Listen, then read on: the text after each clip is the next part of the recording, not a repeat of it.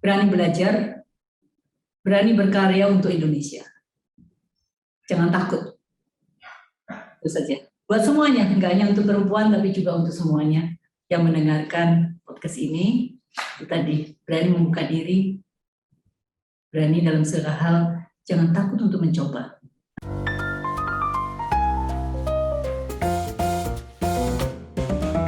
Jejak karir Dr. Lena Sulistianingsih dimulai setelah lulus sebagai sarjana ekonomi dari Fakultas Ekonomi Universitas Indonesia pada tahun 1995. Beliau meraih gelar Master of Economic Development dari Vanderbilt University, Nashville, Tennessee, USA. Pada tahun 2003, Ibu Lena Sulistianingsih meraih gelar doktor di bidang ekonomi Fakultas Ekonomi dan Bisnis Universitas Indonesia. Sebelum akhirnya ditunjuk sebagai anggota Dewan Komisioner dan Kepala Eksekutif Lembaga Penjamin Simpanan, Ibu Lena merintis karir di PT Samuel Sekuritas Indonesia sejak September 1996. Pada tahun 2003, beliau menjabat sebagai asisten peneliti untuk Boston Institute of Economic Development di Lexington, MA, USA.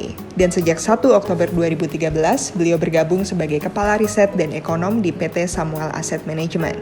Selain berkarir di Samuel Asset Management, Ibu Lena juga merupakan akademisi di Fakultas Ekonomi dan Bisnis Universitas Indonesia sejak 1991. Saya Dewanti Chainingsih, dan selamat datang di Ruang Bicara. Hai, selamat siang. Selamat datang di Ruang Bicara, persembahan dari UNS Fintech Center. Sebuah forum berbincang yang dirancang untuk berdiskusi tentang berbagai isu, terutama di bidang fintech, banking, dan finance yang dikemas secara santai, namun tetap informal dan menghadirkan narasumber yang ternama. Saya Dewanti Chainingsih, senang sekali hari ini mendapatkan kesempatan untuk debut di episode pertama di Ruang Bicara kali ini. Secara global, perempuan masih mengalami banyak masalah, terutama dalam mengakses pendidikan ataupun menjalankan roda perekonomian. Dan hari ini sudah hadir bersama kita narasumber ternama dan sangat terpercaya tentunya. Beliau adalah Dr. Lena Sulistianingsih, anggota Dewan Komisioner merangkap Kepala Eksekutif LPS. Dan acara kita pada siang hari ini juga merupakan sponsored fully by LPS atau Lembaga Penjamin Simpanan. So, tanpa usah berlama-lama, mari kita sapa Ibu Lena. Selamat siang, Bu Lena. Selamat siang, Mbak. Senang sekali Bu bisa bertemu dengan Ibu di siang hari ini dan terima kasih sudah menyempatkan waktunya untuk bergabung dan nantinya berdiskusi dengan kita di acara pada siang hari ini. Sama-sama, senang juga ketemu dengan Mbak Dewanti dan para pemirsa ya. Iya betul Ibu. Dan mungkin bisa kita mulai aja ya Bu ya, mulai nanya dari akhir-akhir ini gitu, bagaimana kabar Ibu nih, secara personal maupun juga profesional? Ya, alhamdulillah saya dan teman-teman di LPS saat ini dalam keadaan baik. Ya, kita ketahui bahwa 3 tahun terakhir kita menghadapi pandemi ya, dan banyak dari teman-teman kita, saudara-saudara kita yang barangkali waktu itu terpapar dan alhamdulillah sudah sehat. Ya, memang pandemi ini tidak hanya berdampak kepada kehidupan personal tapi juga profesional, dan itu dirasakan, saya yakin tidak hanya saya tetapi juga semua teman-teman di LPS maupun teman-teman lain yang juga bekerja mengalami perubahan di dalam perilaku kita bekerja. Seperti kita ketahui, kita kan banyak bekerja dari rumah, WFH ya, working from home. Nah, ini tentu akan cukup menantang karena kita harus mengatur waktu antara kita ada di rumah tapi tetap bekerja, sementara di saat yang sama perlu ada perhatian juga kepada keluarga mungkin anak-anak membutuhkan perhatian yang pada saat sama mungkin kita juga harus bekerja.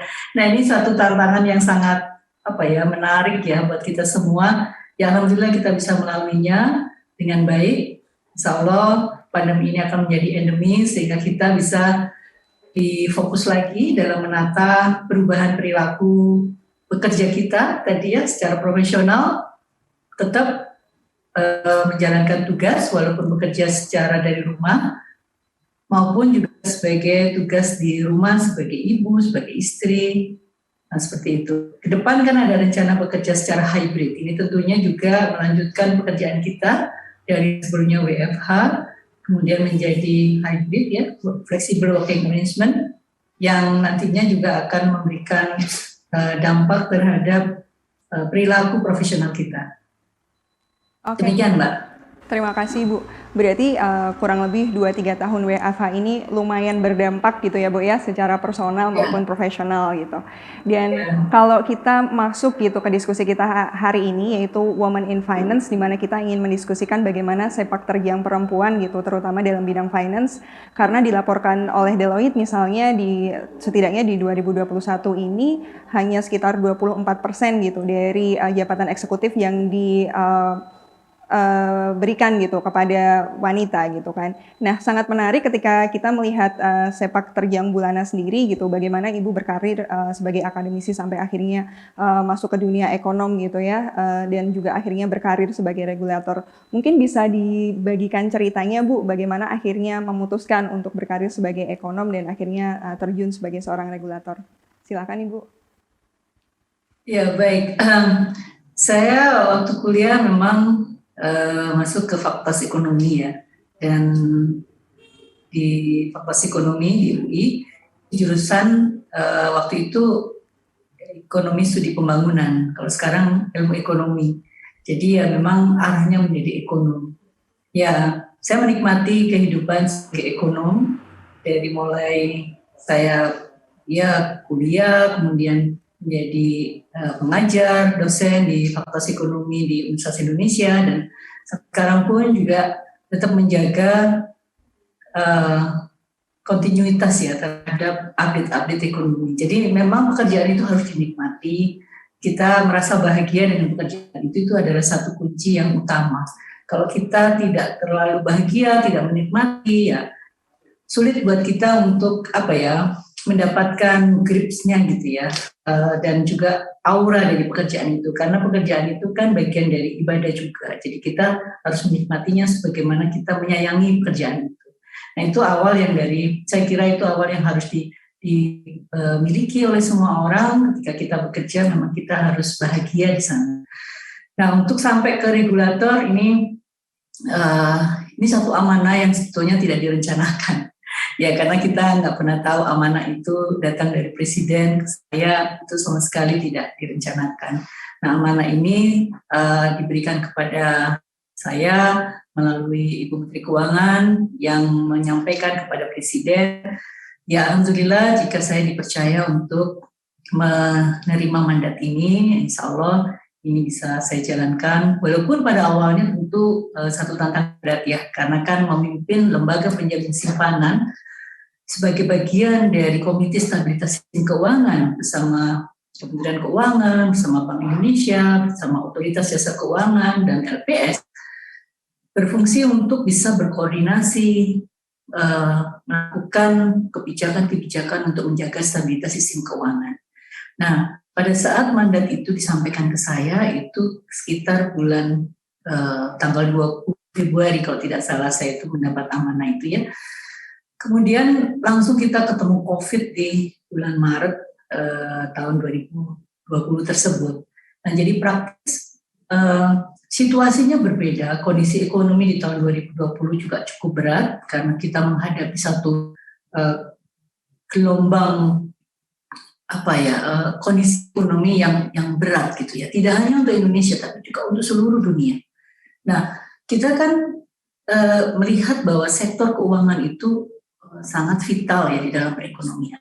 Sehingga dampak dari COVID tadi, pandemi tersebut ya, COVID-19 itu berdampak sangat besar terhadap situasi ekonomi. Nah, situasi ekonomi pastilah akan memberatkan pelaku-pelaku usaha di masing-masing bidang ya, situasi yang berat tadi itu. Nah, tentunya ini juga akan berdampak pada perbankan.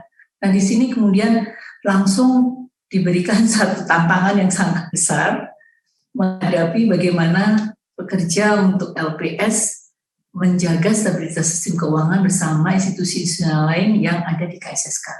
Nah ini setelah kita bisa melaluinya, alhamdulillah gitu ya, saya diberikan pengalaman yang luar biasa dari menjalankan tugas ini pada 2 tahun pertama kita menghadapi pandemi. dan ini suatu amanah yang menurut saya sangat ya saya syukuri gitu ya, dalam arti bahwa saya bisa melihat bagaimana tantangan dalam menjalankan kebijakan-kebijakan tersebut. Kita tidak hanya bicara jangka pendek, tapi juga bicara jangka menengah dan juga panjang, dan ini sinergi antar kebijakan yang ketika saya menjadi ekonom dulu, itu saya bayangkan, aduh seperti apa yang menjadi pengambil kebijakan. Nah ini satu hal yang tentu merupakan satu tantangan yang besar. Nah kalau tadi Mbak Dewanti mengatakan bahwa baru 24%, saya kira kita jangan melihat angka, tetapi posisi-posisi ini tidak lagi bisa dilihat secara gender. Tapi bagi saya memang ini satu amanah yang saya patut syukuri, karena saya diberi kepercayaan untuk bisa menjalankan tugas di lembaga yang sangat prestis ini, di lembaga penjamin simpanan bersama dengan institusi-institusi lain yang di KSSK. Demikian Mbak. Oke Bu, kalau tadi kan Ibu menjelaskan bagaimana akhirnya memasuki dunia ekonomi karena cinta gitu ya, sampai akhirnya karena memang menyukai bidangnya gitu, akhirnya meneruskan karirnya sebagai pendidik, kemudian ekonom, sampai akhirnya ke regulator gitu. Tapi mungkin pertanyaan yang sama juga ada bagi banyak orang di luar sana gitu. Bagaimana Ibu bisa mempertahankan rasa cinta itu? Karena kalau kita lihat Ibu mulai berkarir sebagai ekonom gitu ya, di SEM gitu, dari tahun 96 kalau nggak salah. Jadi kan it's quite long time gitu Bu. Jadi adakah yang bisa dibagi mengenai bagaimana Ibu bisa mempertahankan, apa ya, kalau anak muda mungkin sekarang nyebutnya passion-nya nih Bu. Bisa mempertahankan passion tersebut sampai sekian lama gitu. Iya betul ya. Ya bahasa kekinian memang passion tadi ya.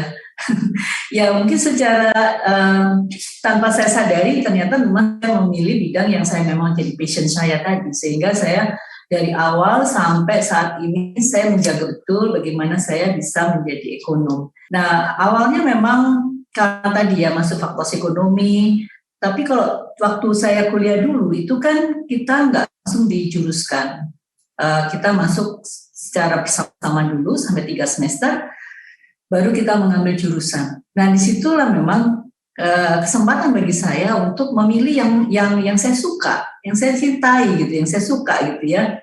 Nah saya memilih ilmu ekonomi.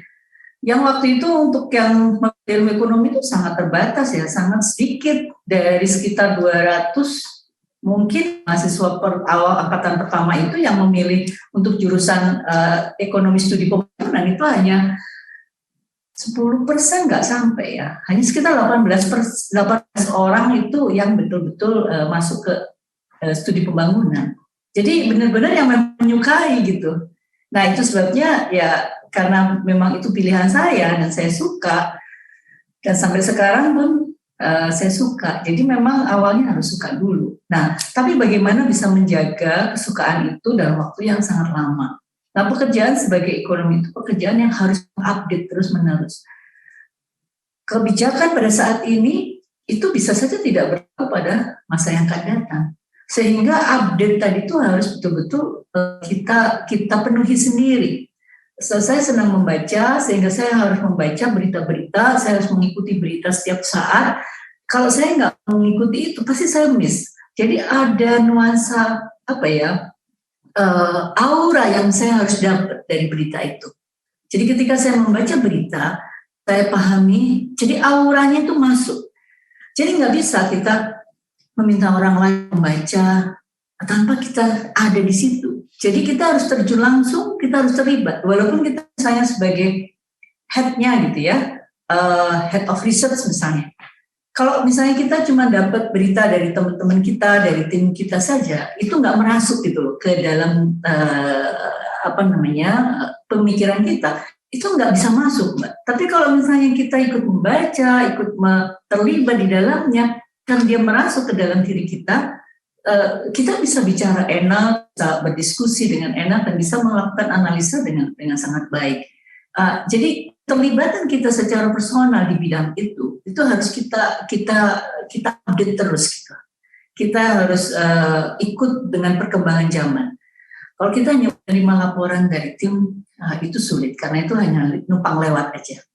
Nah itu sih bagaimana cara saya menjaga tadi mood saya untuk menjadi ekonom yang insya Allah masih saya lakukan sampai saat ini. Amin. Jadi kalau misalnya ditanya bagaimana mempertahankan karir yang sedemikian panjang gitu ya, jawabannya nggak cuma passion tapi juga require hard working gitu ya Bu ya, karena butuh untuk update informasi dan segala macam update di dunia ekonomi gitu. Nah, ya, satu lagi barangkali Mbak, itu mumpuni. Mumpuni, kalau bahasa Jawa apa ya itu mumpuni itu? Mumpuni. Itu mumpuni itu bahasa Jawa, kalau di bahasa Indonesia kan apa ya? Ya kita nggak boleh bosen lah. Iya betul. Ya kita nggak boleh bosan, kita harus tekun, kita ikuti satu persatu step-stepnya, nggak bisa itu ceritanya terus langsung naik ke lompatan paling tinggi gitu, nggak bisa. Jadi kita emang harus step by step ya, mungkin itu ya mumpuni itu kalau dikonotasikan, disamakan itu adalah step by step.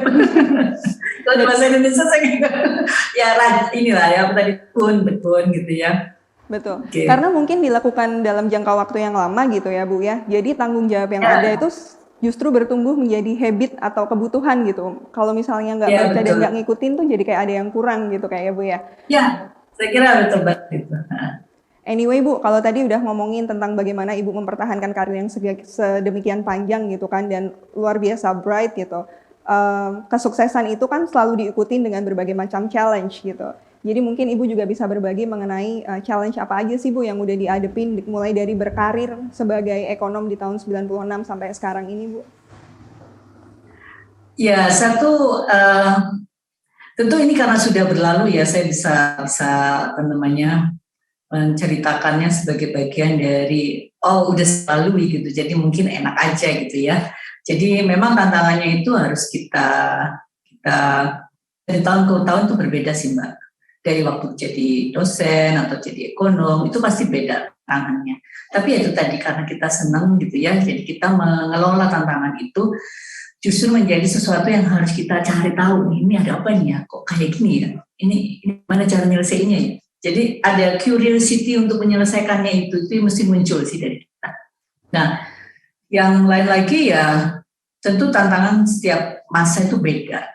Ya tantangan saya yang dihadapi oleh teman-teman sekarang yang millennials maupun yang Gen Z itu pasti beda. Zaman saya dulu meniti karir nggak ada gadget, ya kan? Bagaimana kita bisa mendapatkan data? Ya kita harus datang ke perpustakaan. Saya catat sendiri. Laptop ditenteng kemana-mana itu kan belum ada. Kita masih punya PC yang di rumah yang gede-gede itu. Gimana dapat ditenteng-tenteng gitu kan? Jadi kita mesti tulis sendiri.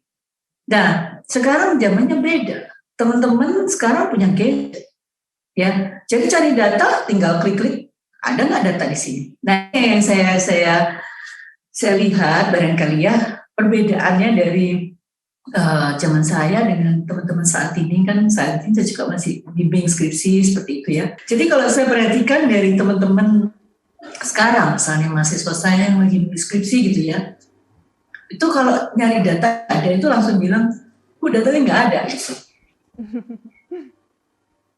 Jadi orang struggle gitu. Karena apa? Terus sudah tersedia semuanya.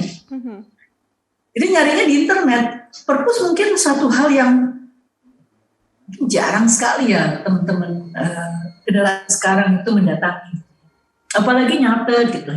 Padahal kalau kita nyatet, motorik kita jalan, itu ingatan kita itu lebih panjang. Tapi kan teman-teman nggak maunya langsung klik keluar gitu. Nah ini yang saya kira yang agak kurang kalau saya melihat dari aspek perspektif ketika saya dulu jadi mahasiswa atau ketika saya melakukan suatu penelitian. Jadi kalau data itu nggak ada, bukan berarti dia nggak ada. Dia harus dicari. Kalau ada yang bolong itu bagaimana caranya menginstalasi. Nah seperti itulah. Jadi tapi tadi saya sampaikan tantangan setiap generasi pasti beda-beda. Nah sekarang generasi sekarang ini memang generasi yang inginnya ya mendapatkan data itu cepat dan tersedia di informasi publik.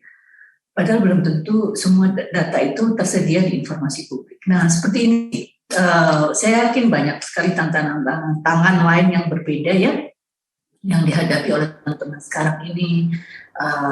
instruksi antara megang HP untuk kebutuhan nyari data, nyari informasi yang dengan kebutuhan menggunakan gadget kita itu untuk kegiatan yang leisure. Nah, ini bagaimana memanage, tentu masing-masing orang berbeda. Itu tadi, kalau misalnya karena dulu kita nggak punya sarana seperti itu sehingga kita harus datang, naik kendaraan, ke perpustakaan, nyari di seksi mana. Sekarang nggak perlu, cukup di rumah, bisa di kamar aja, kalau perlu semua yang kita inginkan datang gitu ya. Nah, ini yang harus bagaimana memanagenya, karena akan bisa berdampak negatif ketika kita mudah mendapatkan sesuatu. Nah, mendapatkan sesuatu yang instan itu berbeda dengan mendapatkan sesuatu secara struggle. Nah, ini perbedaannya. Tapi saya nggak bisa melihatnya dari satu aspek bahwa ini lebih baik zaman saya dibandingkan zaman sekarang. Enggak sih. Karena memang kondisinya seperti ini sekarang. Cuma teman-teman, di saat kita sekarang dikelilingi dengan teknologi yang memudahkan kita harus manfaatkan. Bagaimana teknologi itu betul-betul bisa upgrade kemampuan kita, meningkatkan kemampuan kita, supaya kita bisa punya knowledge yang lebih baik, ya, yang lebih tinggi, dan jangan lupa yang punya fasilitas teknologi di sekitar kita nggak hanya kita loh, ada teman-teman yang lain. Nah, masing-masing teman ini bersaingnya seperti bagaimana memanfaatkan infrastruktur di sekitar kita tadi itu yang teknologi tadi untuk perbaikan kita. Nah, ini nggak sama pastinya. Nah, disitulah kemudian kita harus menggali kita tuh maunya apa ya. Nah, harapannya teknologi ini bisa kita pakai untuk betul-betul meningkatkan kapasitas kita, kemampuan kita. Ya, yang tidak dipelajari di kuliah misalkan. Kalau kuliah itu kan kita belajar secara hard skill ya, textbook oriented. Kita nggak mendapatkan soft skill. Nah, itulah yang harus kita isi. Gap yang kita miliki harus kita isi dengan memanfaatkan teknologi tadi. Mudah-mudahan menjawab, Mbak. Oke, berarti seharusnya anak-anak muda sekarang gitu Bu ya, yang difasilitasi dengan berbagai macam advancement di bidang teknologi dan sebagainya tuh harusnya menjadikan kemajuan itu sebagai katalisator gitu ya Bu ya, untuk bisa meraih prestasi yang jauh lebih tinggi gitu dibandingkan dengan mungkin saya bisa pakai generasi lama seperti yang Ibu katakan, yang strugglingnya tuh harus beneran struggling gitu, bukan hanya sekedar gampang sekali menyerah ketika menghadapi tantangan yang sebenarnya tidak sesusah itu gitu. Nah, tapi kalau misalnya kita mendiskusikan mengenai challenge, Ibu mungkin sudah menjelaskan challenge yang Ibu hadapin secara umum gitu. Tapi sebagai perempuan gitu Bu, apalagi hari ini kan kita lagi ngebahas mengenai women in finance gitu. Is there any specific challenge yang Ibu hadapi terkait posisi Ibu ataupun diri Ibu sebagai seorang wanita untuk menjalani karir Ibu yang sekarang, Bu? Ya, tentu saja ya Mbak, pastinya ada lah ya. Terutama ketika kita merasa ketika ada satu masalah gitu ya, terus kita ada di posisi mana? Kalau kita down, terus kita mikirnya ini gara-gara saya perempuan atau memang masalah ini berat? Yang seperti itu kan, ini agak susah dibedakan ya. Tapi seiring dengan waktu gitu, ya kita harus bisa memilah. Ini challenge yang istilahnya apa ya, bawaan perempuan gitu ya, atau memang challenge dari pekerjaan itu sendiri yang harus dipisah, dipilah-pilah ini bawaan perempuan atau bukan. Nah, dengan cara seperti itu kita akan bisa lebih kuat dalam menghadapi berbagai masalah. Jadi memang kita nggak bisa pungkiri bahwa perempuan itu punya sisi sensitif yang lebih tinggi ya dibandingkan laki-laki. Nah, bagi perempuan berkarya di Indonesia, saya yakin tantangannya nggak hanya sekedar masalah pekerjaan, ke masalah rumah tangga, masing-masing pasti punya masalah. Ada anak yang sakit mungkin, ada rumah bocor juga kadang-kadang begitu kan ya. Jadi urusannya itu memang banyak. Tapi saya yakin ya perempuan itu memang dilahirkan secara multitasking. Betul. Nah, yang multitasking itu bisa aja gitu. Somehow kita bisa manage gitu ya, bahwa kita bisa melaksanakan ini. Jadi tantangan pasti ada dari aspek tadi ya, perempuan kita sebagai ibu, sebagai istri, sebagai perempuan berkarya, tumplek jadi satu, itu pasti ada. Tapi sekali lagi saya yakini bahwa kita mendapat anugerah dari Allah Subhanahu wa Ta'ala, kita semua itu memang punya kemampuan untuk multitasking. Jadi percaya itu saja, kita insya Allah bisa atasi berbagai masalah tadi. Oke, sangat menarik nih poin yang disampaikan Bu Lena gitu ya, bahwa sebenarnya peran multitasking yang diemban wanita itu justru dilihat sebagai opportunity dan sebuah keberkahan gitu, sebuah kesempatan untuk bounce back gitu ya Bu ya, dengan jauh lebih strong gitu, karena memang itu satu privilege gitu ya Bu ya, yang tidak dimiliki oleh lelaki gitu misalnya. Nah Ibu, dan jangan berlarut ya, kalau kita ada punya masalah jangan larut-larut dipikirin gitu. Jadi bulannya juga ini ya Bu, experiencing dengan overthinking gitu, sebagai wanita kan kayaknya memikirkan banyak hal gitu, dan dalam jangka waktu. Jadi kayaknya memikirkan banyak hal ke depan yang belum tentu terjadi. Betul. Mungkin kalau bingung sendiri gitu. Mungkin alasannya, wah ini kan pemikiran visioner gitu ya, ke depan banget, tapi cuman kayaknya terlalu ke depan nih, jadi kayak justru bikin pusing untuk diri sendiri. Ya betul, terus butuh teman curhat, kayak gitu-gitu dikurangin deh. Karena nggak selamanya masalah itu harus dicurhatkan. Dipikirkan bisa, kemudian diamati, ini perlu diteruskan apa nggak di pemikirannya. Udahlah, gitu boleh. Emang gue pikirin gitu loh. Nah Bu, kita hanya cara memanage saja, cara memanage bagaimana kita tidak terlalu berlarut-larut dalam satu masalah yang sebetulnya menurut secara rasionalitas nggak terlalu penting untuk dipikirkan. Berarti kalau misalnya terkait yang Ibu sampaikan tadi, untuk bisa meminimalisasi hal-hal yang sebenarnya tidak perlu dipikirkan tadi gitu ya, apalagi sebagai seorang regulator gitu, sebagai seorang pimpinan, apa yang biasanya Ibu lakukan Bu untuk catch perasaan-perasaan tersebut? Ya itu tadi, yang pertama ya ini nggak selalu benar ya, tapi ini sebagai bagian kecil aja yang saya alami. Mungkin orang lain cara mengelolanya beda. Kalau saya cara mengelolanya memang saya pikir dulu sementara ini masalah ini kayak apa ya. Saya perlu mengatasinya seperti apa gitu ya. Jadi saya suka nyoret-nyoret ya, memang pada dasarnya saya suka nyoret-nyoret. Jadi kalau ada satu masalah saya suka bikin cabang-cabang gitu lah, kayak bikin materi kuliah gitu. Saya identifikasi ini yang mana. Kemudian kalau memang itu perlu saya diskusikan ya, saya akan diskusikan setidaknya sama teman saya. Itu yang saya diskusikan. Saya tanya pandangan dia, menurut kamu gimana nih gitu ya. Saya tanya gitu. Kalau perlu dipikirin nggak? Ngapain dipikirin? Bikin susah aja. Ya udah, kayak gitu. Nah, partner saya itu yang paling utama memang suami saya ya, karena dia laki-laki pastinya ya, dan dia bisa melihat perspektifnya dari laki-laki. Nah, saya agak masih bawaan perempuan itu masih ada, sehingga saya perlu pandangan gitu dari sisi laki-laki. Jadi kalau masalah gitu saya coba pilah-pilah sih ini masalah seperti apa. Tapi ya memang nggak bisa, kadang-kadang nggak bisa ditulis juga on the spot. Misalnya harus ada masalah ya saya harus selesaikan, ya nggak bisa lagi dirancang ini yang mana gitu ya.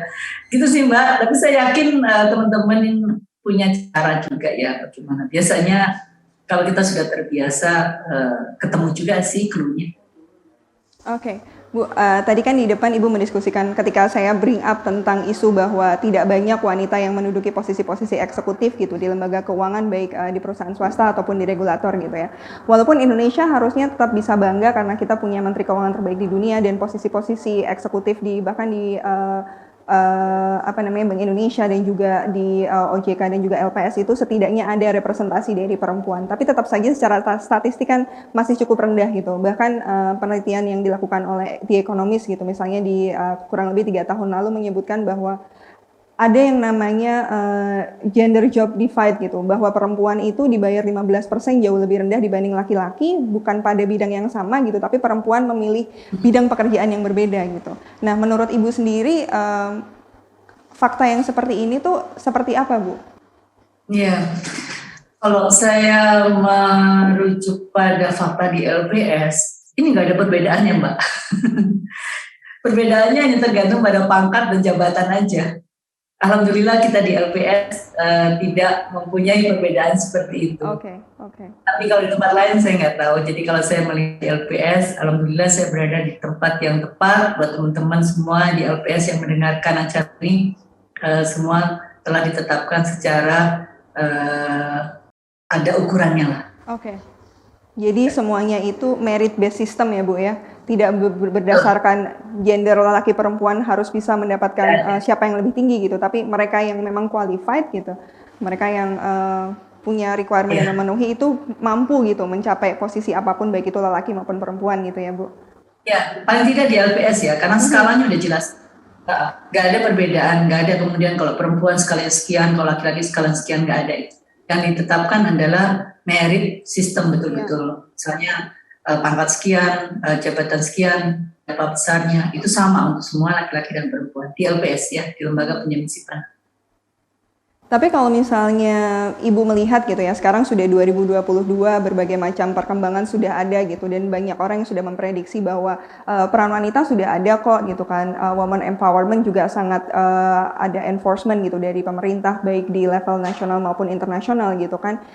Dan menurut Ibu tuh masih perlu nggak sih kita mendiskusikan antara perbedaan gender, kemudian gender equality gitu. Menurut Ibu seperti apa? Masihkah kita perlu bring up those kind of issue gitu? Iya, saya paham. Mungkin di banyak negara masih ada ya perbedaan tersebut, isu gender itu masih menjadi isu yang utama gitu ya. Tapi kalau kita lihat di Indonesia ini, saya kira luar biasa ya perkembangannya ya. Ya kalau kita melihat perjuangan dari pahlawan kita, Raden Ajeng Kartini pada zaman itu, bisa dibayangkan memang perbedaan itu sangat besar itu gapnya. Tapi kalau kita lihat sekarang ini enggak ya Mbak ya, saya enggak melihat ada perbedaan yang signifikan ya, kecuali kita sendiri yang membatasi, artinya perempuan itu sendiri membatasi. Sebetulnya ruang untuk berkembang terbuka sama. Ya, tinggal bagaimana kita menyikapi dan memanfaatkan opportunity itu menjadi realisasi. Artinya kita di sini terbuka sekali. Kita ketahui di KSSK saja yang perempuan pastilah Ibu Sri Mulyani. Dan ada Ibu Sri Damayanti yang dari Bank Indonesia juga bagian dari KSSK. Kemudian ada Bu Nur Haidar di OJK. Ya. Kemudian ada saya juga di LPS. Jadi potensi itu ada, gitu. Gak harus dilihat laki atau perempuan. Bahwa kebetulan yang masuk perempuan, saya kira itu memang by merit, dia bisa merit system, dia bisa naik ke atas. Bahwa kemudian yang naik di situ adalah laki-laki, ya by merit system dia laki-laki. Memang kalau kita lihat dari populasi, ini kan sebagian besar, misalkan yang angkatan saya gitu ya, yang waktu itu sama-sama kita kuliah, dia lebih memilih misalnya menjadi ibu di rumah. Tapi menjadi ibu di rumah jangan dilihat bahwa dia nggak berkarya. Dia justru berkarya besar, mencetak anak-anaknya menjadi anak-anak yang terbaik di kemudian hari. Dan itu nggak bisa dinilai dengan uang. Kalau kita bekerja, kita menjadi pimpinan di suatu institusi, ada nilai uangnya. Tapi membuat investasi pada sumber daya manusia, human resources pada anak-anak, dan dia nanti anak-anaknya menjadi anak-anak yang bermanfaat, berguna, itu nggak bisa dinilai dengan uang. Dan menurut saya itu luar biasa. Jadi bukan berarti kemudian kalau kita mendapatkan amanah menjadi pimpinan di satu institusi, itu lebih baik daripada ibu di rumah yang mendidik anak-anak. Itu sama beratnya, bahkan ibu di rumah itu jauh lebih berat, Mbak. Bagaimana mengatasi anak yang merengek, nangis, dan kemudian satu minta ini, satu minta itu, bagaimana dia mengatur begitu permintaan yang begitu banyak ya anak-anaknya. Itu nggak mudah. Makanya banyak juga kalau kita lihat ibu-ibu itu menghadapi stres yang berat. Tekanan gitu ya Bu ya? Betul. belum nanti tekanan dari pihak lain. Jadi KDRT yang muncul di dalam rumah tangga, terutama yang dialami oleh ibu-ibu yang di rumah, pekerja rumah ini menurut saya nggak bisa dinilai dengan uang. Mereka fokusnya jauh lebih besar, gimana nanti mencetak anak-anaknya menjadi anak-anak yang terbaik. Itu sih Mbak. Jadi menurut saya kita harus membesarkan ya peran ibu rumah tangga ini. Oke, menarik sekali nih Bu diskusinya gitu mengenai bagaimana isu kesetaraan gender yang ada di masyarakat kita sekarang ini gitu ya. Walaupun Ibu juga merasa bahwa sepertinya di Indonesia sudah tidak sedemikian konservatifnya, di mana wanita juga punya kesempatan yang sama untuk pursue any kind of career gitu di depannya gitu.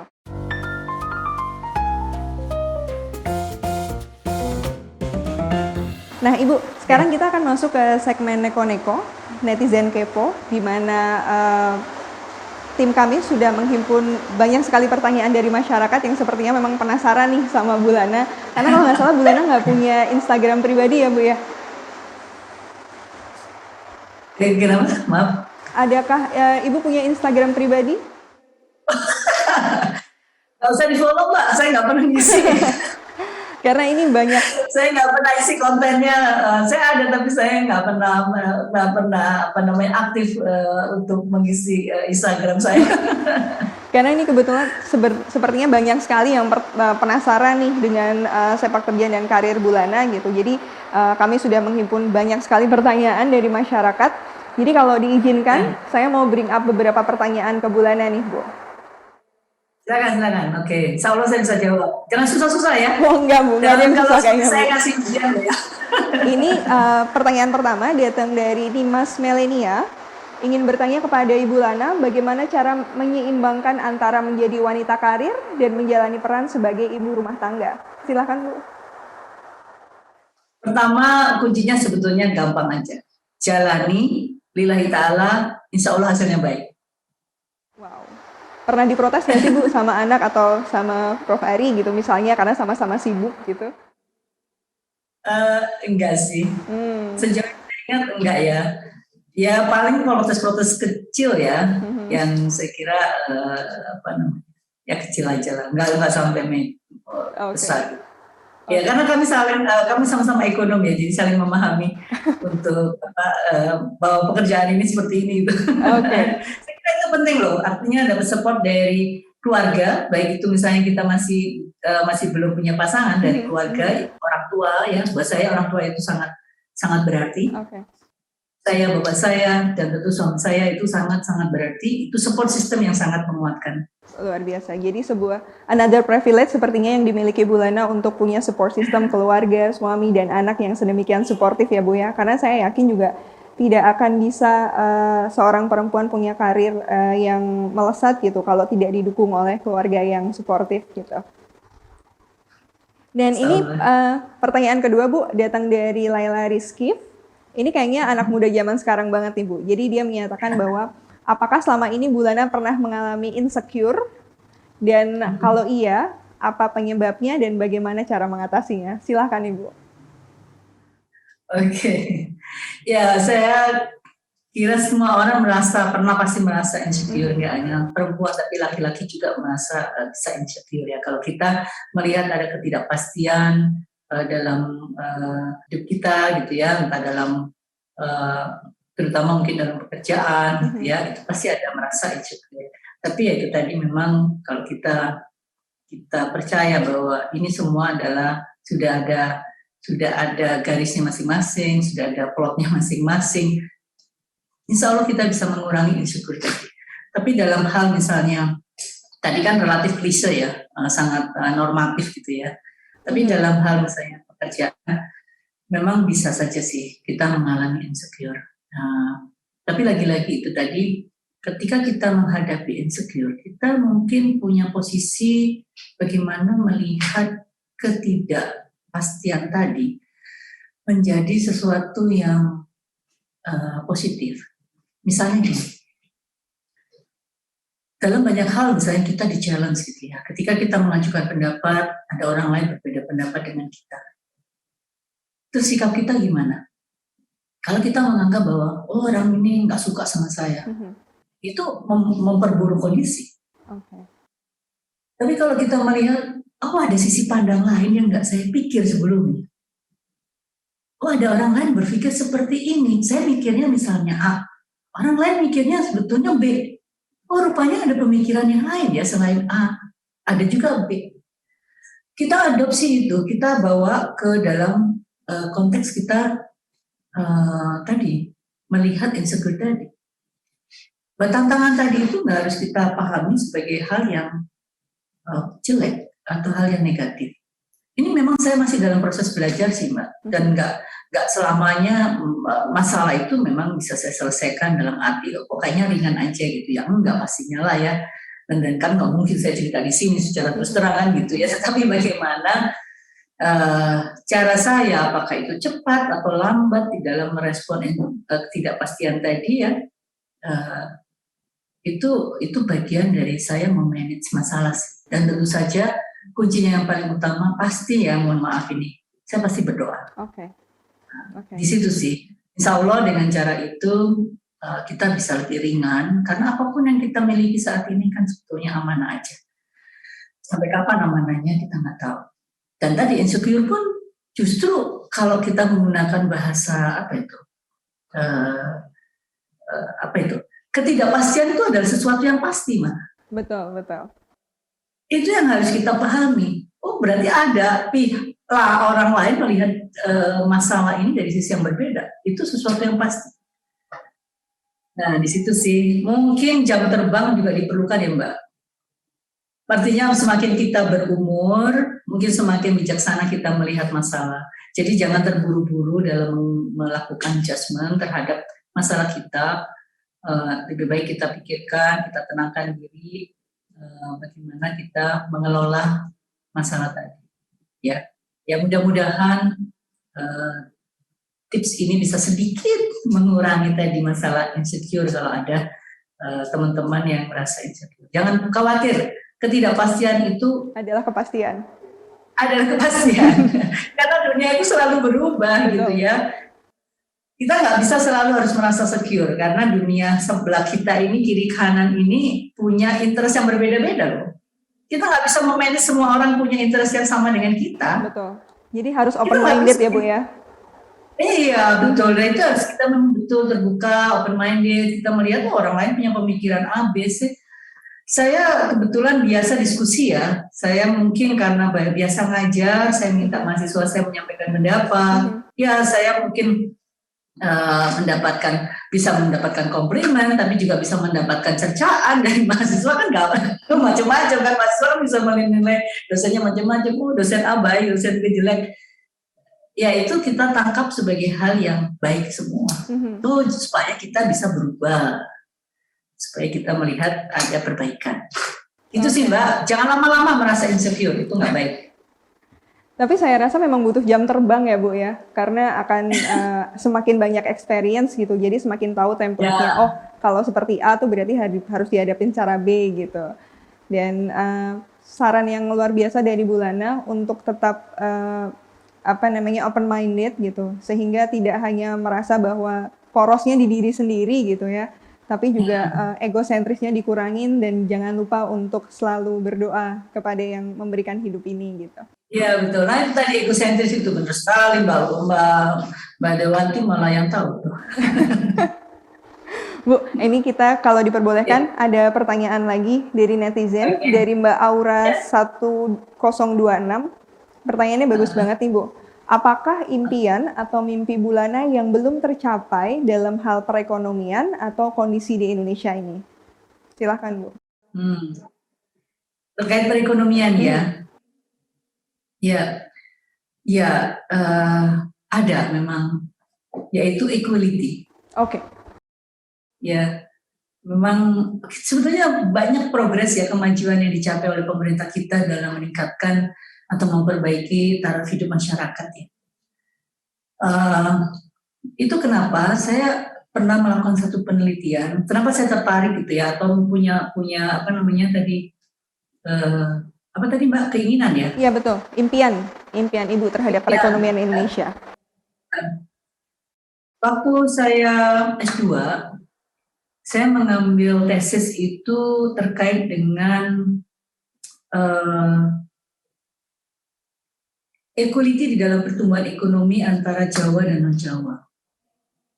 Ya, nah hasil penelitian saya waktu itu menunjukkan jika tidak ada shock, itu tahun 93, mungkin 93-an ya, 93, 94. Kalau tidak ada satu kondisi yang mendadak atau shock istilahnya ya dalam perekonomian antara Jawa dan non-Jawa, itu pertumbuhan ekonomi kita bisa konvergen. Jadi judulnya adalah konvergenitas atas pertumbuhan ekonomi antara Jawa dan non-Jawa dalam kondisi yang given pada saat itu baru akan konvergen kira-kira 30 tahun. Wow. Tahun itu ya. Oke. Tapi kalau kemudian dikasih suatu shock, misalnya perbaikan atas pendidikan, perbaikan atas perdagangan, terus juga kesehatan, 3 hal itu yang saya nilai. Maka gap tadi yang 30 tahun bisa menyempit menjadi 17 tahun, bisa setengahnya. Konvergenitas antara Jawa dan non-Jawa. Waktu itu memang saya membuatnya Jawa dan non-Jawa. Nah, jadi sangat menarik ketika conditionality itu ditumbuhkan, itu bisa meningkatkan perbaikan dari taraf hidup masyarakat. Karena pertumbuhan ekonomi kan pasti dampaknya itu pada pendapatan masyarakat. Betul. Ya. Nah, paper itu ternyata menarik minat Bank Dunia.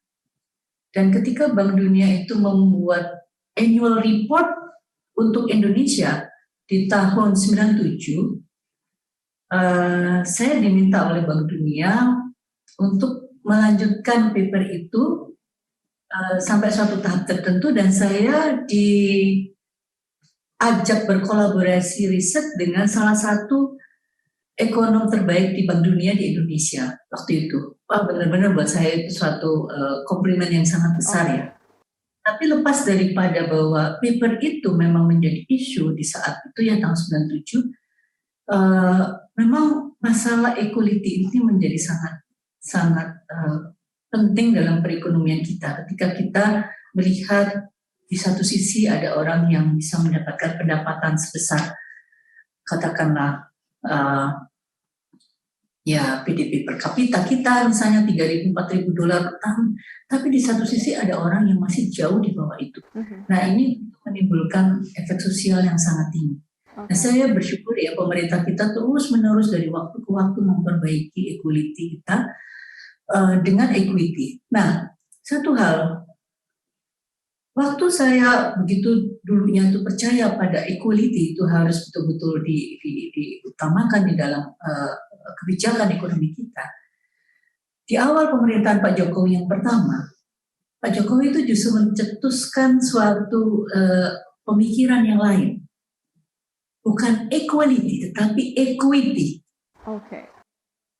Equity beda dengan equality. Iya. Jadi yang bisa kita gambarkan, misalnya kita itu berada di luar lapangan nih, kita pengen nonton bola. Ada 3 orang, misalnya ya, ada orang yang tinggi, ada orang yang sedang, dan ada orang yang relatif lebih pendek. Nah, kalau equality, kita dikasih papan atau istilahnya apa, dengklek gitu ya, kursi kecil yang tingginya sama Mbak. Equality kan? Karena sama nih bangkunya yang kita minta untuk apa, kita pakai untuk kita jinjit melihat ke lapangan. Jadi lapangannya itu ditutupin sama pagar gitulah yang kita nggak bisa lihat dari luar. Anggap aja seperti itu, karena akses orang berbeda-beda. Ya, jadi kita bayangkan lapangan tadi yang tertutup pagar itu adalah akses. Ketika kita dikasih akses yang sama, equality nih, Mbak bisa bayangkan nggak? Apakah semua 3 orang tadi itu masih sudah bisa melihat isi lapangan di tengah-tengah tadi? Belum ya Bu ya? Belum tentu. Karena yang tadi relatif pendek, walaupun dikasih equality, mungkin dia belum cukup untuk bisa melihat isi lapangan tadi.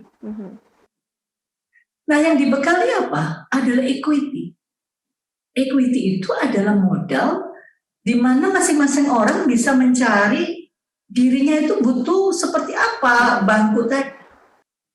Kalau yang relatif pendek tadi, supaya dia bisa melihat ke lapangan, dia harus butuh bangku yang lebih tinggi.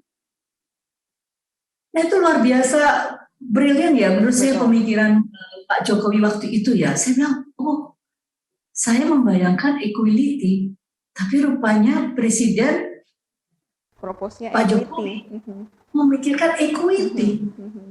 Jadi orang-orang itu harus dibekali dengan permodalan yang memang dia perlukan dan tidak sama untuk setiap orang. Yang tinggi tadi mungkin nggak butuh equity banyak-banyak. Betul. Yang relatif rendah butuh equity lebih besar lagi. Jadi cara dia mengupgrade dirinya dan akses untuk mendapatkan equity itu yang harus diperbesar, lebih besar lagi oleh negara. Nah, tapi tetap buat saya ya artinya pada akhirnya equity itu akan mencapai equality karena kita bicara pada tadi kesamaan terhadap, bukan kesamaan dalam arti seperti Karl Marx, bukan ya. Tapi istilahnya akses yang diperoleh oleh setiap orang itu sama dan kita mendapatkan loh di sini. Tadi akses terhadap pendidikan, nggak ada lagi bedanya gender laki perempuan. Akses terhadap kesehatan, nggak ada lagi perbedaan. Kita sekarang punya BPJS, semua orang bisa pakai BPJS, nggak ada lagi perbedaan itu tadi. Akses terhadap perdagangan tergantung kita dalam mengkreasikan produktivitas kita, dalam membuat produksi kita lebih baik daripada yang lain. Dan semua itu dibuka. Ayo kita sama-sama manfaatkan. Ada teknologi, teman-teman di Gen Z ini luar biasa. Kita bisa jualan, nggak ada lagi batas lokal, daerah, tapi bisa keluar negeri. Tadi yang saya bilang, kalau seandainya riset saya tadi diteruskan, dengan sekarang ada teknologi, saya yakin waktu untuk melakukan konvergenitas pertumbuhan ekonomi itu sudah jauh lebih pendek lagi. Kalau tadi dengan kesehatan, dengan pendidikan, dengan perdagangan internasional itu membutuhkan 17 tahun. Saya kira kalau kita dengan teknologi dan tidak ada batasan lagi, bisa lebih cepat lagi daripada itu. Sekarang kita lihat Jawa non-Jawa dengan sekarang ya, kondisi sekarang Jawa ini kan kuat di manufaktur. Buat Jawa kuat di komoditas. Ketika kita sekarang ada di kondisi perekonomian yang relatif, ya kita nggak bisa bilang stagnan, ada pertumbuhan tapi lambat lah ya, pertumbuhan yang melambat. Siapa yang mendapat keuntungan? Luar Jawa. Karena komoditas. Jawa nggak punya komoditas. Tapi ketika ekonomi sudah mulai pulih, permintaan masyarakat sudah mulai membaik, manufaktur bergerak, sama-sama bergerak, komoditas juga masih bagus, ya diuntungkan juga nih dengan adanya perang Rusia dan Ukraina. Saat yang sama permintaan kita mulai membaik karena pandemi juga mulai menjadi endemi, manufaktur bergerak. Itu sih Mbak. Jadi memang konsep equality itu perlu kita bangun. Tapi tadi tuh luar biasa Presiden Joko Widodo membuat konsep yang lain, yaitu equity. Jadi mudah-mudahan dengan equity tadi ya keinginan, kalau tadi apa namanya tadi, harapan ya? Iya, harapan impian bagi perekonomian Indonesia di masa mendatang. Bagi perekonomian kita supaya lebih konvergen, ya terutama terkait dengan perbedaan pendapatan ini bisa lebih konvergen. Konvergen itu bukan berarti sama loh ya. Ya nggak mesti misalnya, tapi aksesnya itu tersedia semua dengan apa namanya, dengan mudah. Itu sih Mbak. Jadi aksesibilitas yang mudah itulah yang perlu kita kembangkan terus-menerus. Luar biasa, terima kasih Bu. Nah, pertanyaan selanjutnya ini datang dari Mbak Alifah. Saya rasa ini juga akan relate terhadap konsep equity yang Ibu sampaikan gitu ya. Bahwa pada dasarnya, no matter konsep apapun yang disebutkan itu kan, yang ingin diinginkan oleh negara itu kan bagaimana masyarakatnya bisa mencapai keadaan yang mereka itu financially independent. Gitu. Dan menurut Ibu sendiri, apakah yang bisa kita lakukan untuk bisa meningkatkan financial independence, terutama dari sisi perempuan itu sendiri, Bu? Iya, sekarang luar biasa, Mbak. Zaman saya dulu kalau nggak bekerja di kantor, katanya nggak bekerja ya. Zaman saya loh ya. Sekarang gimana? Nggak ada lagi tuh. Jadi jangan surut.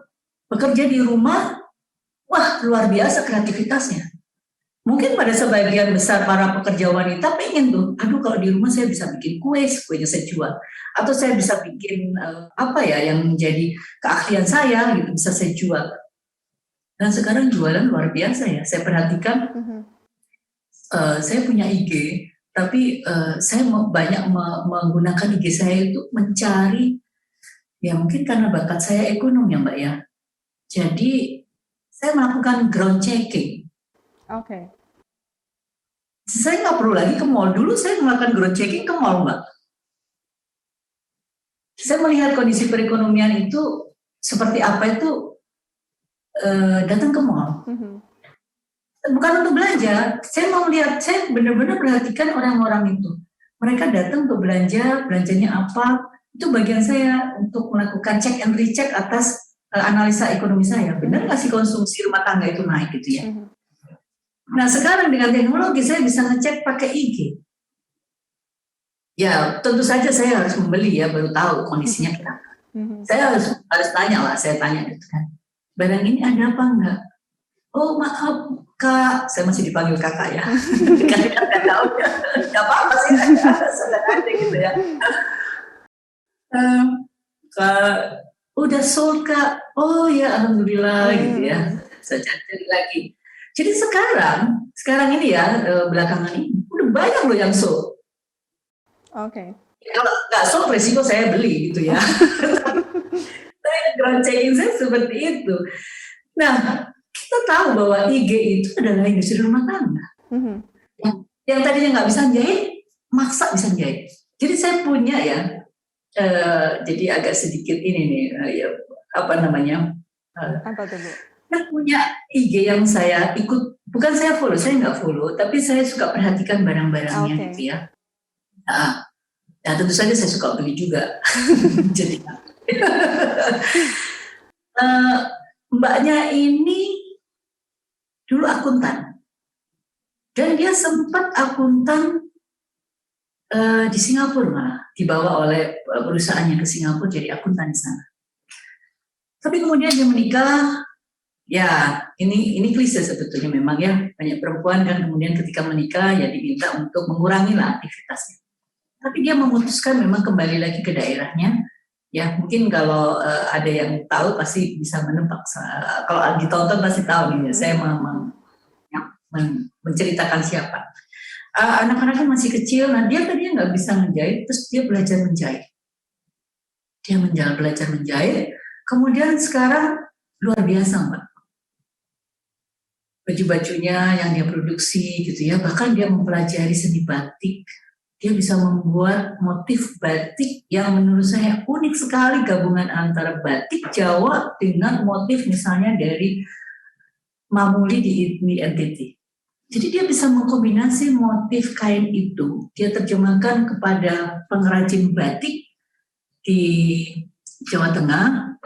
Dia nggak mau ngaku juga di mana. Dan dia jadi membuat motif batik yang unik, yang nggak ada di tempat lain. Karena saya surfing juga. Nah jadi tadi ya, nggak ada lagi kata nggak bisa. Coba gali diri kita, apa sih yang bisa kita, potensi apa yang ada di kita yang bisa kita kuatkan. Karena sekarang dengan model IG, ditaruh di Shopee, ditaruh di Tokopedia, atau ditaruh di mana yang melanglang ke luar negeri. Nggak ada lagi keterbatasan ya Bu ya? Keterbatasan. Ya. Itu luar biasa. Saya kagum banget dengan IG, ya, dengan Instagram. Mungkin di Facebook juga bisa ya. Dan juga dengan toko-toko online. Buat saya itu kemajuan yang luar biasa yang saya alhamdulillah masih bisa ikut melihat perbedaan antara zaman saya masih kuliah, zaman saya bekerja, dan zaman sekarang. Jadi nggak ada keterbatasan. Jadi financial independence bisa dibangun dari rumah tangga. Jangan khawatir, itu bisa dilakukan. Coba gali ke potensi kita, kemampuan kita apa. Nggak harus bekerja di institusi atau di perusahaan. Itu bisa dilakukan. Jadi jangan khawatir, dunia kita sekarang tak terbatas, tinggal kita mau atau tidak menggali kemampuan kita itu tadi. Ya, saya suka menjahit, Mbak, tapi belum sempat sekarang. Ya, Oke. seandainya saya ada masalah nanti itu saya mau mencoba lagi. Saya suka menjahit dan menari. Oh, jadi hobinya Ibu menjahit dan menari, Bu? Ya, betul. Wow, Tapi menari saya udah kaku sebetulnya, 20-an tahun saya nggak menari ya. saking udah lamanya ya, Bu ya? Saking lamanya. Tapi saya lihat di IG itu belajar menari. Gratis kan? Di Betul, YouTube betul. ada belajar menari, gratis. Kadang-kadang saya suka ikutin itu, kalau Sabtu, Minggu gitu ya. Nah, belajar menari kan kalian nggak bayar, saya cuma nonton gitu. Tapi kan dibayar oleh iklan. Financial independent bukan? Financial independent. Karena saya nari-nari sendiri gitu ya. Tapi di YouTube dilihat orang, saya lihat Bisa muncul dimonetize, iklan. betul. Iya, bisa segala sesuatu sekarang bisa dimonetize. Betul sekali itu kata-katanya. Jadi jangan khawatir, financial independent bisa dibangun di rumah, menggali kemampuan kita secara pribadi. Tapi kalau di sini saya belum bisa tuh latihan nari. Ini teman-teman ngajak rapat terus. Wah iya nih, berarti harus dikurangi jam merapatnya ya Bu ya, supaya ada aktualisasi diri gitu. Makanya saya menarinya di hari Sabtu atau Minggu. Tapi jangan dilihat dulu ya, saya nari musik aku. Sekarang berhubung ada YouTube, saya nari lagi. Bu, by the way Bu tadi kan menyebutkan sebenarnya Ibu juga punya akun Instagram pribadi nih Bu. Dan ternyata banyak banget nih dari netizen di luar sana yang kalau boleh nanti kita mau menampilkan Instagram pribadi Ibu karena banyak yang berpendapat bahwa banyak pejabat negara atau pimpinan institusi itu yang mereka justru mempromotkan lembaganya gitu kan, menjadikan media komunikasi gitu. Jadi mungkin Instagram Bu Lana nanti juga bisa menjadi ajang promotnya LPS gitu ya. Dan berbagai macam kebijakan. Pakai IG-nya LPS saja. Apa IG-nya LPS? Ada IDIC. LPS _IDIC. Oh, udah pakai LPS aja, jangan pakai Berarti, saya. Iya, kalau saya kan nggak continue. Kalau LPS continue. Bagus kok. IG-nya LPS itu dipuji loh. Iya. Nanti coba teman-teman lihat sendiri ya. Bagus. Iya, kebetulan Fintech Center dan anak-anak tim juga sudah follow Bu kalau IG-nya LPS gitu ya. Jadi sudah update. Cukup itu. Cukup. Saya nggak ada isinya, percaya sama saya, jangan dibuka, malu. Nggak ada isi. Oke Bu, ini one last question karena waktunya terbatas. Ibu Lana juga masih padat jadwalnya. One last question ini dari @mrrafli_hdyt_. Apakah Bu Lana punya tokoh impian atau role model? Kalau boleh tahu siapa ya Bu? Wow. Nah, ini antara banyak atau kayak susah banget jawabnya? Ya pastilah ya, kalau ada model perempuan pastilah semua orang mungkin mengatakan ya lepas bahwa beliau adalah tokoh dunia juga gitu ya. Tapi memang luar biasa, saya kagumi, beliau adalah Ibu Sri Mulyani, Bu Menteri Keuangan yang luar biasa dalam memanage ya, dan memanage bagaimana soal Ibu Sri Mulyani itu bisa mengatur keuangan negara, itu luar biasa. Ya, itu bukan hal yang mudah loh. Kita ngatur keuangan di rumah sendiri aja suka marak-marik gitu ya. Tapi ini mengatur keuangan negara yang bukan karena ini ya, bukan karena beliau sebagai satu bagian dari KSSK, bukan. Tapi memang saya lihat sendiri sepak terjang beliau yang luar biasa dalam mengatur keuangan negara. Itu satu hal yang teman-teman bisa cari tahu sendiri apakah saya bluffing atau tidak gitu ya. Dulu saya waktu jadi pengamat, saya nggak tahu betul pekerjaan Ibu Sri Mulyani seperti apa. Yang saya lakukan adalah saya mengkritisi waktu saya menjadi pengamat ekonomi, mengkritisi setiap kebijakan fiskal. Tapi sekarang ketika tahu isinya kebijakan fiskal, kayak gitu rumitnya dan susahnya gitu ya, itu nggak bisa lagi teman-teman melihat Ibu Sri Mulyani sebagai sosok yang ringan gitu ya. Beliau betul-betul berisi gitu ya. Ini bukan bluffing, tapi memang saya pernah sebagai pengamat yang mengkritisi juga kebijakan-kebijakan beliau. Itu bukan karena saya sekarang di LPS gitu, sehingga saya juga melihat, artinya mengatakan seperti ini. Tapi saya melihat sendiri bagaimana yang dilakukan. Yang kedua, bukan yang kedua, sebetulnya ini berimbang, tapi karena ini fokusnya kepada tadi apa, woman apa Mbak? Gimana Ibu? Woman in Finance gitu ya. Iya, Woman in Finance. Jadi itu Woman in Finance itu adalah tokoh utama. Tokoh yang lain sama-sama woman nih, Tapi jangan dilihat juga sepele loh, adalah Bu Iriana Jokowi. Luar biasa. Bagaimana seorang Ibu Iriana bisa Mendampingi. membackup Pak Jokowi begitu rupa ya? Saya melihatnya sebagai seorang ibu yang luar biasa karena Pak Jokowi itu kan luar biasa masalahnya. Betul. Tapi beliau tetap kuat karena ada istri yang kuat.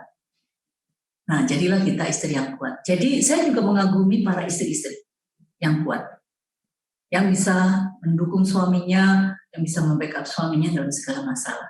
Ya kalau kita bicara ini adalah tokoh atau role model di perempuan Indonesia, sepatutnya dua ibu itu menjadi role model kita. Tentunya yang lebih ini lagi adalah ibu kita sendiri. Itu adalah role model kita juga. Role model saya adalah ibu saya sendiri. Ibu saya juga role model saya. Ya, buat saya, ibu rumah tangga, dia membesarkan saya dan kedua saudara saya. Nah, itu role model. Tanpa ibu saya dan kedua saudara saya nggak bisa seperti sekarang. Itu sih kalau kita bicara secara spesifik. Betul. Untuk role modelnya. Role model di perempuan. Ya. Jadi semoga sudah menjawab untuk Mas Rafli tadi ya, bahwa role model Bu Lena itu ada 3, utamanya kalau misalnya bisa disebutkan ada ibu beliau sendiri, ada Ibu Sri Mulyani dan juga Ibu Iriana Jokowi, dan seluruh ibu rumah tangga yang lainnya karena dedikasinya untuk mendidik dan mengurus rumah tangga, membesarkan generasi muda Indonesia gitu ya Bu ya. Betul, itu betul sekali. Ya, ini khusus untuk role model saya, role model perempuan. Well, sekarang kita akan maksud ke segmen ketiga, Ibu, namanya This or That, di mana Ibu nanti dimohon untuk memilih dengan cepat pilihan antara 2 atau 3 pilihan yang akan saya bacakan. Ini sudah disiapkan oleh redaksi kami di sini. Jadi pertanyaan yang pertama adalah terkait karir, mana yang akan Ibu pilih? Kalau bisa milih gitu ya. Dan saya yakin susah nih milihnya. Antara menjadi dosen, praktisi, ataupun ekonom, ataupun regulator. Yang mana nih Bu? Saat ini regulator. Oke, saat ini regulator. Luar biasa jawabannya. Kemudian yang kedua nih Bu. Posisi saya regulator. Betul. Betul. Nah, pertanyaan yang kedua, karena sekarang udah zamannya segala macam praktis, Ibu pilih mana nih? Masak sendiri atau pesan makanan online? Pesan makanan online. Pesan makanan online. Karena saya nggak bisa masak. Saya nggak bisa masak. Kalau saya bisa masak, saya bisa masak sendiri. Mungkin karena nggak sempat masak aja kali Bu. Waktunya sudah terbuang untuk mengurusi lembaga yang jauh lebih besar gitu ya. Kemudian Ibu milih belanja online atau belanja offline?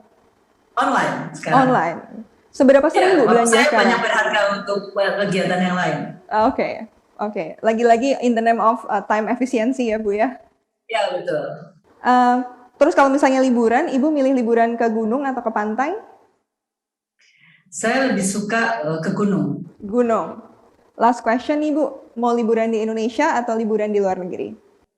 Saya suka di Indonesia. Saya suka banget Jogja, Solo. Wah, berarti kalau Ibu main ke Solo kayaknya harus hubungin kita. Jangan dilarang ke Jogja atau Solo. Lain kali kontak kita Bu, biar kita bisa jalan-jalan bareng dan ngobrol lebih banyak lagi. Iya betul. Karena sayangnya waktu kita terbatas dan kita sudah memasuki penghujung acara. Sekali lagi terima kasih Bu Lena atas kesempatannya untuk mengobrol, luar biasa sekali. Ini kayaknya kalau diterusin untuk menggali ilmu dari Bu Lena 3 hari juga nggak cukup.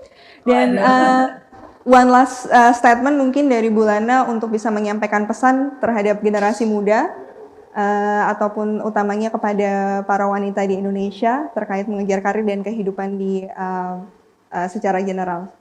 Silakan Bu Lena. Ya, ini sudah disiapkan ini. Luar dan biasa. saya suka ini. Monggo Ibu. Ya, pesan saya adalah berani belajar, berani berkarya untuk Indonesia. Jangan takut. Itu saja. Buat semuanya, nggak hanya untuk perempuan tapi juga untuk semuanya yang mendengarkan podcast ini. Itu tadi, berani membuka diri, berani dalam segala hal, jangan takut untuk mencoba. Nah, jangan takut untuk mencoba itu biasanya saya pakai juga untuk nothing wrong with trying. Jadi percaya apa yang kita kerjakan akan menjadi kebaikan jika kita memang niatnya baik. Billahi ta'ala, insya Allah diberi jalan keluar atas segala kesulitan. Seperti itu Mbak. Ya, berani belajar, berani berkarya untuk Indonesia.